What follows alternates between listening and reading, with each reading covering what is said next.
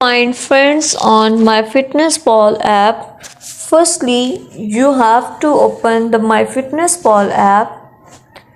You have to go to the dashboard here.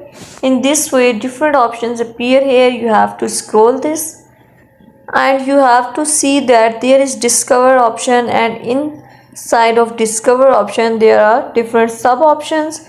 Firstly, just make sure to watch the complete video and follow each step carefully to avoid forgetting anything and making mistakes. Click on the My Friends app. You can see here you have no friends on this app. If you have a friend, that will appear here.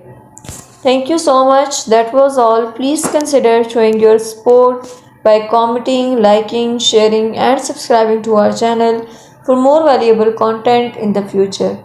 Your engagement is highly appreciated. I wish you very good luck. Thanks.